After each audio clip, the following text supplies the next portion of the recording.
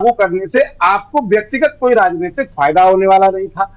महिला बिल आप इस समय इसलिए अपने ही कार्यकाल में आपने लाया, राज्यसभा लोकसभा में पास करा लिया, राष्ट्रपति महोदय ने सहमति दे दी, उसके बाद आप लागू नहीं कर पाए और दोबारा पर फिर आप सदन में चर्चा करने के लिए लेके आ गए। दूसरी बड़ी बात, क्योंकि आप जानते थे कि उस समय लागू करने से इससे हमें कोई राजनीतिक माइलेज नहीं मिलने वाला। अब कई राज्यों में चुनाव है, चुनाव को मद्देनजर देखते हुए आपने इस चीज को लाके खड़ा कर दिया कि इसका हम माइलेज ले लें। हमेशा आपने देखा हो जिन जिन राज्यों में चुनाव हुए, प्रदेश की बात कर रहा हूं मैं, उन राज्यों में भारतीय जनता पार्टी ने एक सोची समझी राजनीति के तहत महिलाओं के प्रति कुछ न कुछ ऐसी लाभान्वित चीजें लाके पेश की जिसका फायदा उन्होंने दिल्ली में भी लिया और बिहार में भी आपने देखा होगा चुनाव में।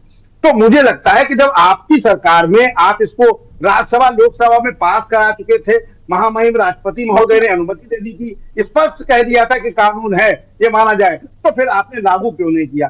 अब रही बात जो आप कह रहे हो कि कोई राजनीतिक दल इसका विरोध, कोई भी राजनीतिक दल जो राजनीति करेगा हिंदुस्तान में वो इसको विरोध नहीं करेगा, लेकिन आपकी जो मंशा क्या है, आपकी नीयत क्या है, सवाल वहां खड़े हो रहे हैं। क्योंकि आपके साथ दिक्कत क्या है, आप कहते कुछ है और दिखाते कुछ है, होता कुछ है। अब आपको हम ले चलेंगे, थोड़ा सा पीछे रही था, थोड़ा समय दीजिएगा।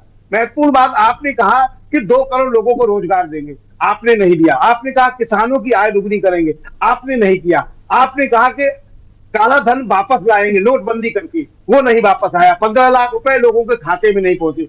तो आज की तारीख में जो विपक्ष की सबसे बड़ी शंका है कि आप इसका करेंगे क्या, कैसे लाएंगे, कैसे नियम फॉलो नहीं, लेकिन ये सारे वादे संसद में पास नहीं हुए थे ना नीरज मायरे जी, ये संसद में पास हो जाएगा।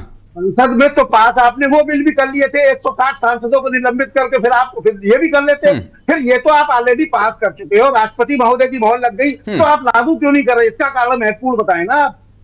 सब दूसरी बड़ी बात कि जो लगातार आप बातें करते हैं, कहते कुछ है, चुनाव में कहीं जाएंगे तो दूसरी बात करेंगे और दिखाते कुछ है और होता कुछ है।